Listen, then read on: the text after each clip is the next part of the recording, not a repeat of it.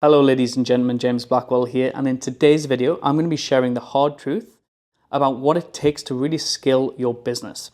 And a lot of people probably don't tell you some of these things because look, really scaling a business is very, very hard and it's tough. It's not for everyone. And I talked about this before, like entrepreneurship is not as easy as people think.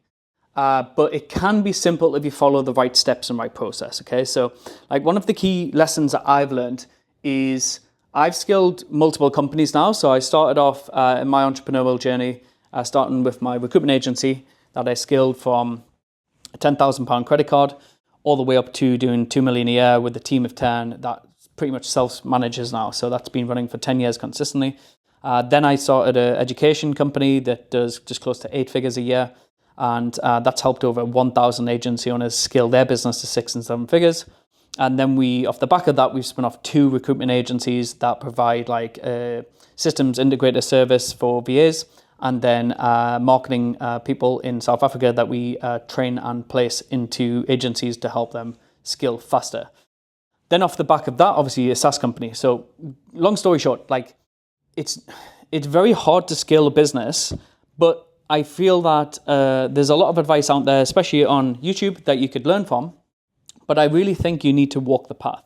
So a lot of people get stuck round about the 10K per month mark is probably the most common. 10 to 20K a month is like pretty much where 95% of entrepreneurs get stuck. They struggle to get past $1 million a year. And that's from a number of factors. Like one of the key things is like keeping things simple is very, very important. So one thing I've found after scaling my businesses and getting to the 8-figure mark is, wow, there's so much complexity when you have a big team, and not just a big team, lots of systems, lots of clients, lots of delivery, lots of fulfillment. Things get crossed over and complex, okay? So trying to keep the business simple as possible, even from the start, is very, very important because as you scale, it's even harder to keep the business simple. And the second thing is going to be building a culture with a team. So when you're at 10K a month, you're pretty much a solopreneur. So that means that you don't really have a real company or business, as it were, like in terms of the money generates without you making most of the actions in the company. So you want to get from a position where, yes, you hustle hard to get to your first 10, 20K months. But once you try and get to 50, that's when you start building a team. And most people really fall at this because we're in this like gig economy where everyone's a freelancer or everyone's an entrepreneur. So it's very hard to hire good people. And you end up hiring probably C players at best, maybe a couple of B players. You're very, very, very rarely going to attract an A player straight away. So then it's trying to manage them in effect and still maintain your business profitability, because a lot of the time when you hire that second and third employee, you're going to have to carry them a lot of the time. So you're still going to have to generate the revenue and probably sacrifice some of your profit for the team at the start. And that's where people go back to the solopreneurship, where they're like, well, screw that. I'd rather make 10, 15, 20K per month and keep 80% of the profits myself. And that's okay for some of you. I think even like at that stage, like being an entrepreneur and having that business, good cash flow business, good life, there's nothing wrong with that. And then for I would say the 1 to 5% of entrepreneurs that really want to take things to the next level in 7 and 8 figures and maybe 9 figures in your company, you really need to crack the code of hiring a good team. So I've been in business for over 11, 12 years now, hired and fired a lot of employees. I've hired and fired probably over 40 employees that I've had to let go over that time. And it's true, like you want to hire slow, fire fast. But the only way you're going to learn from that is from your mistakes. So it's very easy to say that, but I think until you go through that, actually hire, interview, and on board, and then you actually see the problems that some employees start to make for you, you have to go through that journey, I feel like, yourself. But if you recognize it fast, then you can go through that. So that will be the second thing, is obviously building a team culture and having a good team to deliver. That's going to be the crucial part from getting you from like 50K to 100K per month. And implementing systems is very, very important. So when we talk about systems, what are systems?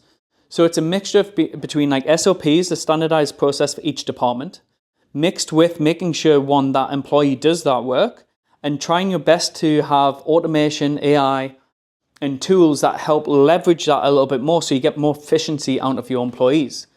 And then obviously you're refining these systems when you get more problems. So maybe clients are experiencing certain problems in fulfillment, then you go in and fix that. And then you systemize and standardize that process, make sure it doesn't happen again.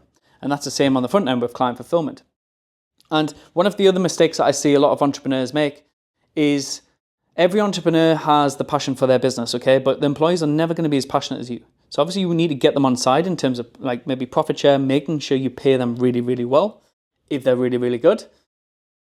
But also not delegating your front end sales too fast, because you're going to give away a lot of your profits to a sales team and they're never going to really be able to sell as good as you. Now, I'm not talking about that in like the education online course side, because obviously I started that in year 5 or 6 of my journey of building my agency. Then I went into online education as well. And I did about 1,000 sales calls myself.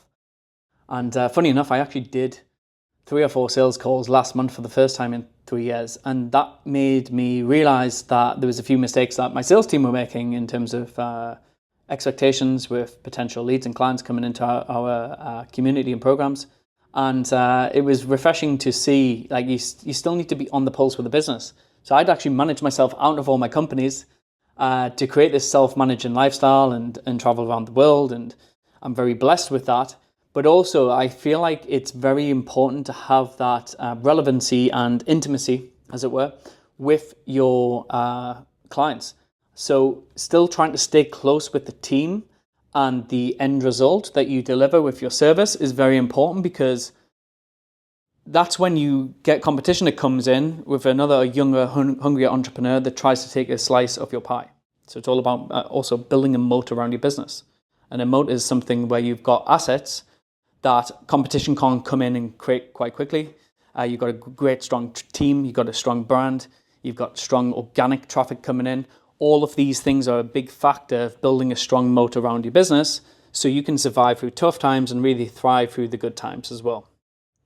And then making sure that you have high profits. So one of the things that I've done in my businesses and journey is it's always profit first. And there's actually a book called Profit First as well. And the business should be there to serve you, not you serve the business.